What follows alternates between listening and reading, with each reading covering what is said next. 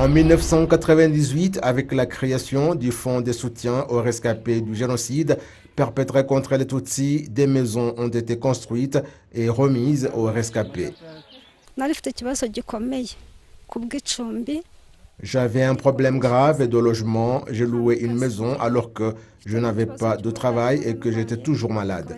Parfois, on me mettait dehors et même avoir de la nourriture, c'était difficile.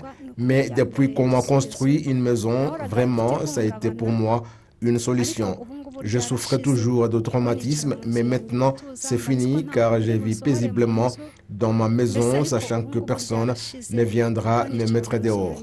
C'est vraiment magnifique, c'est pour nous une solution.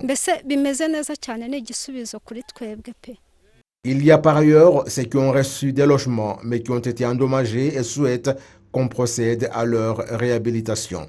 À propos du problème de titre foncier de ces logements, le Fonds de soutien aux rescapés du génocide perpétré contre les Tutsis Farge indique qu'on signe avec les districts des accords de 5 ans qui leur interdisent de s'approprier de ces logements avant cette période, de peur que certains les vendent.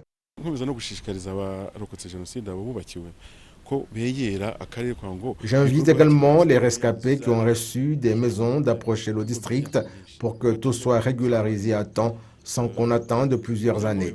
Plus il y a du retard, plus ça va prendre du temps pour avoir les titres fonciers, mais sans pouvoir vendre la maison ou l'utiliser comme hypothèque bancaire ou l'utiliser pour toute autre affaire sans en discuter avec le district pour qu'il ne soit pas un jour un fardeau au pays.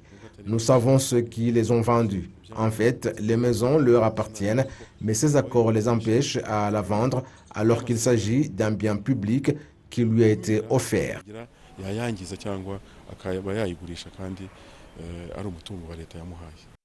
Depuis la création de Farge en 1998, 28 558 maisons ont été construites pour environ 28,132 milliards de francs rwandais et environ 4 714 maisons ont été réhabilitées pour environ 21,31 milliards.